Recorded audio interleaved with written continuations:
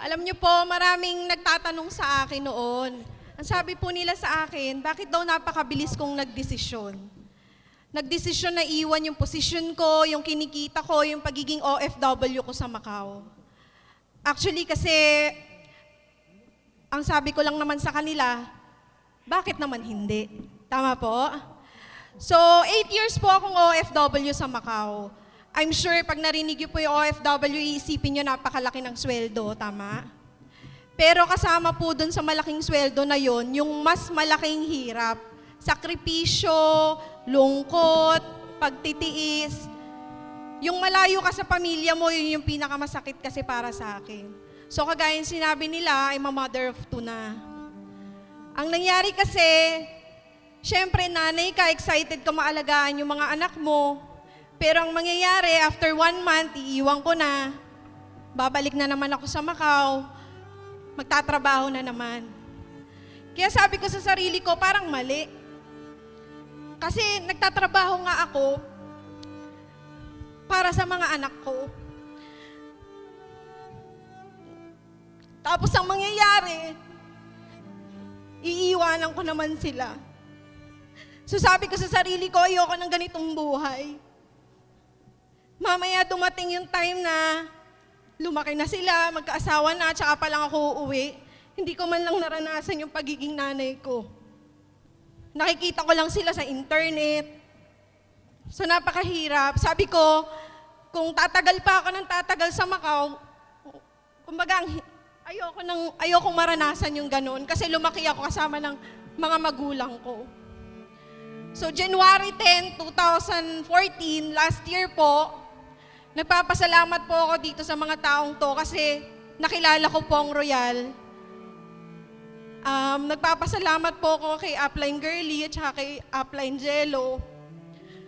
Actually, nung pinresent nila po sa amin yung business mag-asawa, negative po kami. Kasi may pride kami, OFW, kumikita nga kami, kaya namin kumita 6 digit eh. Pero patay-patay naman yung katawan namin at saka sobrang lungkot naman. So, nung pinresent sa amin yung negosyo, at sinabi nila tong salitang to, hindi na po kami nagdalawang isip. Sabi po ni Upline Girly sa akin, seryosohin mo to, galingan mo, makakauwi ka na ng Pilipinas, makakasama mo yung mga anak mo. Actually, yung salitang yon, yun yung nagtulak sa akin talaga na gawin ng Royal. Simula sa umpisa na ginawa kong Royal, hindi po ako napagod, kahit almusal ko negative, merienda ko, tanghalian ko, lahat rejection. Kumbaga, kinaya ko po lahat yon. Bumalik po kami mag-asawa sa Macau. Ginawa po namin ng Royal part-time lang. Kaya dun sa mga part-timers po, kayang-kaya nyo rin, kahit part-time lang kayo, full-time attitude, kayang-kaya pong gawin. Kaya lang po, nung nagkaroon na po ng mga taong nagtiwala sa akin habang ginagawa ko yung Royal, actually natakot po ako. Kasi sabi ko, tutulungan ko silang maabot yung mga pangarap nila. Pero ako mismo, hindi ko pa naabot yung mga pangarap ko, tama po. Kaya after 1 month po of doing Royal sa Macau, nag-decide na po ako mag-resign. Marami pong nagsabi sa akin, tanga daw ako, hindi raw ako nag-iisip. Actually, kung tatanungin niyo po ako, natakot talaga ako. Kaya lang kung matindi yung dahilan mo kung bakit mo gagawin ng Royal, kayang-kaya mo lahat ng takot, tama po? So sabi ko sarili ko, tatagalan ko magtrabaho sa Macau, ano mangyayari sa akin, malayo ako sa pamilya ko. Kasi naniniwala akong pera pwede mong kitain anytime magsipag ka lang. Pero ang oras, hindi mo na maibabalik pa, tama po? So nung umuwi ako ng Pilipinas, nag-full time na po ako mag-Royal, kala ko po nung una madali eh. Actually, nung nasa Macau ako, walang opisina doon, di ba po? Nung umuwi ako ng Pilipinas, wala po akong ginawa kundi mag-training. So, totoo po yon. Pag sinabi ni Upline, mag-training ka, mag-training ka. Kasi dumating po yung time, nagde-training ako, matatapos yung training, nakikita ko ang daming tao, nagmamam sila, nag-uusap. Kami pong dalawa lang mag-asawa nung time na yon. Sabi ko, sana lumaki rin yung grupo natin.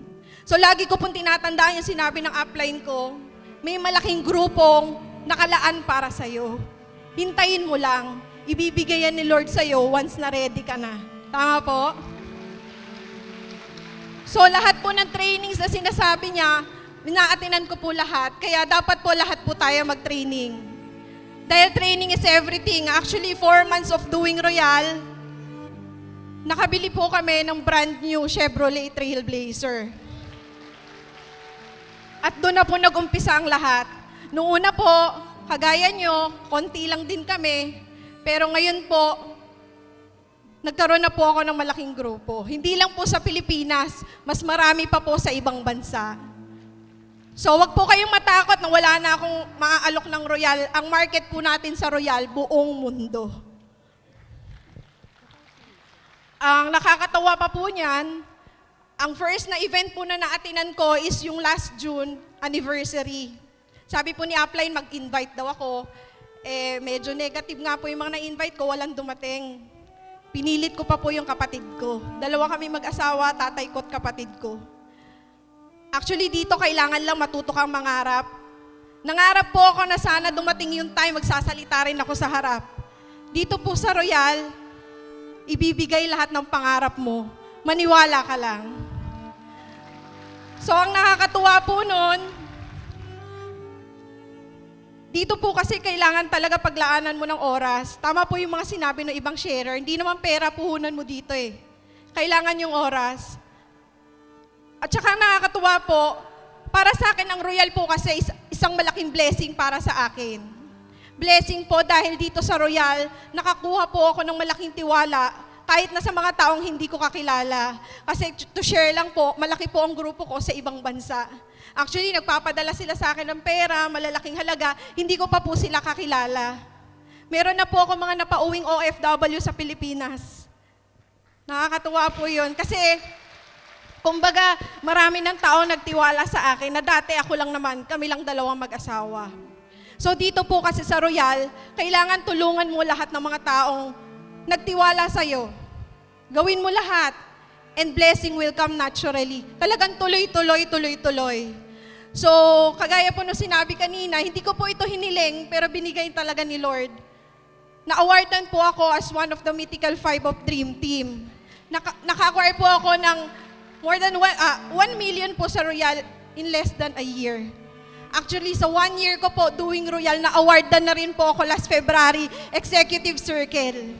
Kaya wala po talagang nauna o nahuli sa Royal. Wag niyo sasabihin na nahuli na ako, wala pong ganon.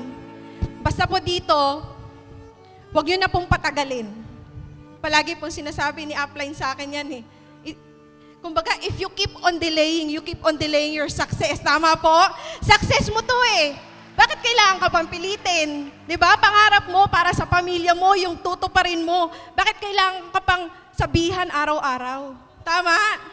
So dapat po, royalista na tayo eh. Ihataw na natin. Okay, kitang-kita ko po ngayon lahat ng mga taong payaman.